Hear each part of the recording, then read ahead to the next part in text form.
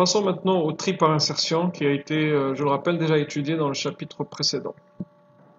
Voilà le principe, donc insérer chaque élément à sa place. Et ceci, on le fait donc pour chaque élément.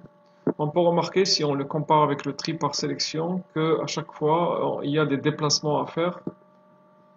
Par rapport au tri par sélection, on remarque qu'il y a plus de déplacements d'éléments que dans le cas du tri par sélection.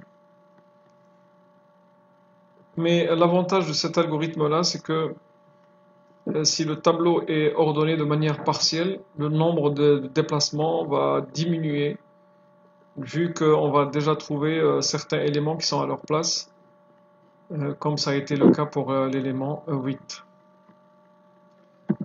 Voilà, le programme ou bien l'implémentation, c'est quasiment la même, sauf que ici, donc, le tableau, comme je l'ai dit, il est numéroté de 0, n, -1, donc quelques petits changements ont été faits dans les indices. Sinon, le programme est toujours le même. Et l'étude de la complexité, je rappelle, rho de n au carré dans le pire des cas et rho de n dans le meilleur des cas. En fait, tout se joue sur ce test-là.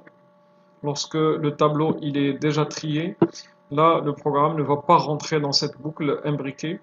Il va trouver que ce test-là, c'est-à-dire les A de J-1, c'est-à-dire tous les éléments qui sont ici, sont plus petits que temp, donc la condition est fausse.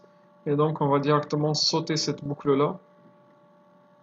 Et donc, il n'y aura pas genre d'imbrication. Et on va obtenir une complexité dans le best case de rho de n. Donc, ceci montre bien que si notre tableau est partiellement trié, là, le tri par insertion est meilleur que le tri par sélection.